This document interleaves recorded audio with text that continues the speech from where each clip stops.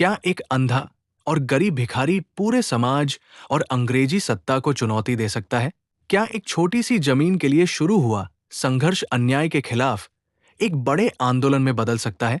हिंदी साहित्य के महान लेखक प्रेमचंद ने अपने प्रसिद्ध उपन्यास रंगभूमि में एक ऐसे ही अद्भुत और भावनात्मक संघर्ष की कहानी लिखी है। ये कहानी है सूरदास की, एक अंधे, गरीब लेकिन आत्मसम्मानी व्यक्ति की, जो अपनी जमीन और अपने अधिकार के लिए शक्तिशाली लोगों से टकरा जाता है।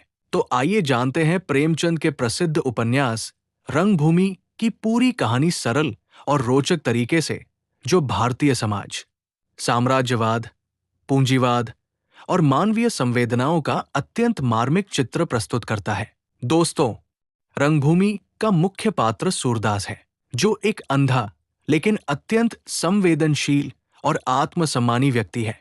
सूरदास भले ही देखने में असमर्थ है, लेकिन उसके भीतर सत्य, न्याय और आत्मसम्मान की ज्योति प्रज्वलित है।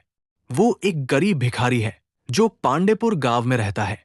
उसकी एक छोटी सी जमीन है जिस पर वो अपनी झोपड़ी बनाकर जीवन व्यतीत करता है। यही जमीन आगे चलकर पूरे उपन्यास के संघर्ष का केंद्र बन जाती है।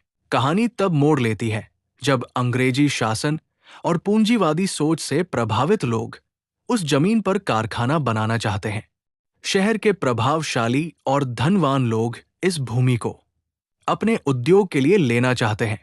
उनके लिए ये जमीन केवल व्यापार का साधन है, लेकिन सूरदास के लिए ये उसकी जीवन भूमि और आत्मसम्मान का प्रतीक है। जब सूरदास को पता चलता है कि उसकी जमीन छीनी जाने वाली है, तब वो इसके खिलाफ खड़ा हो जाता है। वो एक साधारण, कमजोर और अंधा व्यक्ति होते हुए भी अन्याय के सामने झुकने से इनकार कर देता है। उसके लिए ये संघर्ष केवल जमीन का नहीं, बल्कि न्याय और अधिकार का है। उपन्यास में कई महत्वपूर्ण पात्र भी आते हैं जो समाज के अलग अलग वर्गों का प्रतिनिधित्व करते हैं। इनमें अंग्रेज अधिकारी, भारतीय जमींदार, व्यापारी और साधारण जनता शामिल है। सभी पात्रों के माध्यम से प्रेमचंद ने उस समय के भारतीय समाज की जटिलताओं को बहुत गहराई से चित्रित किया है। कहानी में एक और महत्वपूर्ण पात्र सोफिया है। सोफिया एक ईसाई युवती है जो दयालु और संवेदनशील स्वभाव की है। वो न्याय और मानवता में विश्वास करती है। सोफिया सूरदास के संघर्ष को समझती है और उसके प्रति सहानुभूति रखती है। उसका चरित्र उपन्यास में मानवीय करुणा और नैतिकता का प्रतीक बनकर सामने आता है।